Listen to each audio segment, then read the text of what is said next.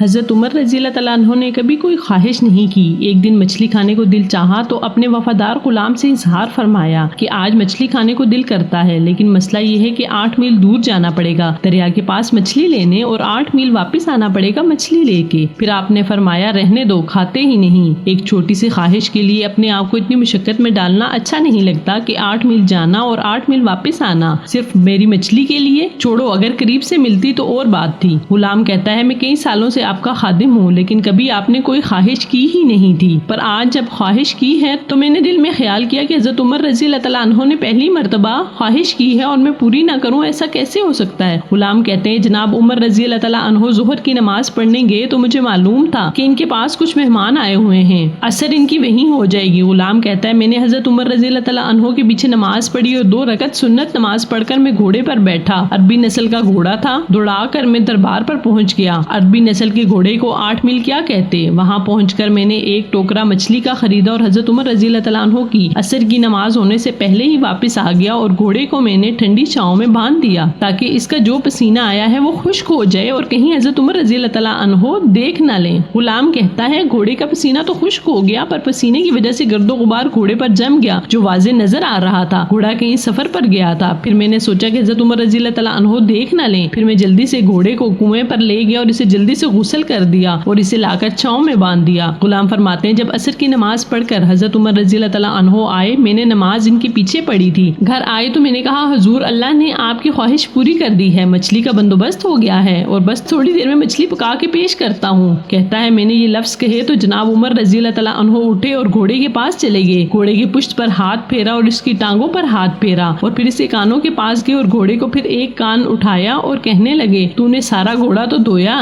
لیکن کانوں کے پیچھے سے پسینہ صاف کرنا تجھے یاد ہی نہیں رہا اور جہاں تو پانی ڈالنا بھول گیا۔ حضرت عمر رضی اللہ تعالیٰ عنہ گھٹنوں کے بل زمین پر بیٹھ کے اور کہنے لگے ادھر آ، تیری وفا میں مجھے کوئی شک نہیں اور میں کوئی زیادہ نیک آدمی بھی نہیں ہوں، کوئی پرہیزگار بھی نہیں ہوں، میں تو دعائیں مانگتا ہوں اے اللہ میری نیکیاں اور برائیاں برابر کر دے، مجھے معاف کر دے، میں نے کوئی زیادہ تقوی اختیار نہیں کیا۔ اور بات کو جاری رکھتے ہوئے فرمانے لگے کہ ایک بات بتا، اگر یہ گھوڑا قیامت کے دن اللہ کی بارگاہ میں فریاد کرے کہ یا اللہ عمر نے مجھے اپنی ایک خواہش پوری کرنے کے لیے 16 میل کا سفر طے کرایا، اے اللہ میں جانور تھا، بے زبان تھا، 16 میل کا سفر ایک خواہش پوری کرنے کے لیے، تو پھر تو بتا میرے جیسا وجود کا کمزور آدمی مالک کے حضور گھوڑے کے سوال کا جواب کیسے دے گا؟ غلام کہتا ہے میں اپنے باپ کے فوت ہونے پر اتنا نہیں رویا تھا جتنا آج رویا، میں تڑپ اٹھا کہ حضور یہ والی سوچ۔ غلام رونے لگا۔ حضرت عمر رضی اللہ تعالیٰ عنہ کہنے لگے اب اس طرح کر کے گھوڑے کو تھوڑا چارہ اضافی ڈال دے اور جو مچھلی لے کر آئے ہو اسے مدینے کے غریبوں میں تقسیم کر دو اور انہیں یہ مچھلی دے کر کہنا کہ تیری بخشش کی بھی دعا کریں اور عمر کی معافی کی بھی دعا کریں۔